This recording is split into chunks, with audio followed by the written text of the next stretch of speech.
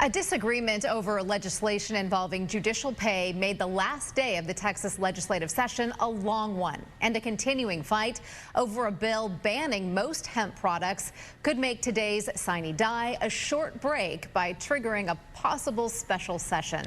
Fox 7 Austin's chief political reporter Rudy Koski joins us live from the state capitol with the details. Rudy.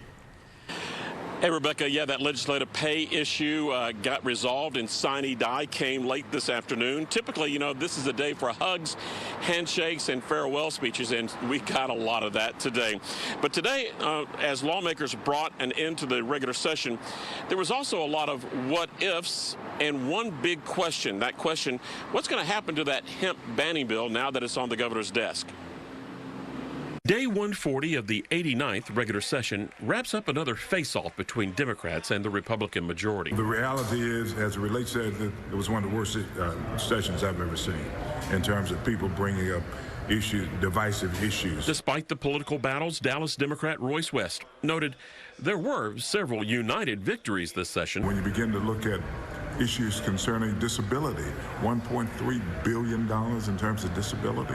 We're able to get that done. Property taxes, not a Democrat or Republican issue. We're able to deal with property tax issues here in the state of Texas, some of the workforce issues. $100 million that we, additional dollars that we put into child care through the Texas Workforce Commission. A major accomplishment was the passage of education funding. The landmark bill was pushed through by Salado Republican Brad Buckley. I don't have any regrets. You know, I feel like we dealt with everyone honestly and openly. Everybody knew, you know, what was coming, what we were, you know, what my opinion was on issues. And, you know, as always, you know, look forward to the interim to study more issues and come back next session and finish the job on some things. Replacing the STAR test was an unexpected failure. One of several missed opportunities, according to Austin Democrat Donna Howard. I am pleased about the budget. I would have liked to have seen more done. I think we could have done more with our Economic Stabilization Fund, which is busting at the seams. A lingering financial disagreement between the House and Senate put an early legislative exit Monday on hold. Senate and House conferees met through the day trying to reach a deal on a judicial pay raise bill. And as lawmakers waited, several boxes were delivered to the governor's office that could trigger a quick return by way of a special session. The boxes contain petitions urging Governor Greg Abbott to save the hemp industry by vetoing SB 3. The controversial bill would ban most products with THC. I've rebuilt my life. I've become a better leader, a better husband, a better father, and ultimately a better man.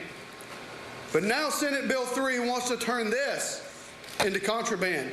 It wants to turn me and thousands of other veterans into criminals for choosing an alternative that works for us. Those who support SB 3 urged the governor to let it become law.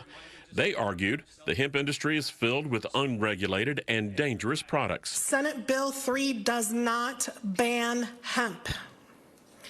It prohibits the manufacture, the sale of hemp-derived THC and its analogs, such as Delta-8 THC, which are synthetically produced by CBD. This bill is a correction bill to get rid of the poison that is synthetic THC. If there is a veto, lawmakers could be brought back for a special session to consider new regulations. Governor Abbott could also let SB 3 become law without his signature. He has until the 22nd to make a decision. Certainly a wait and see to do a little bit of polling, I think. Now, the state medical marijuana law was expanded as a way to provide some political cover for the lawmakers who voted for the ban, as well as the governor. Now, regardless of what Governor Abbott does, hemp products could become an election year 2026 issue.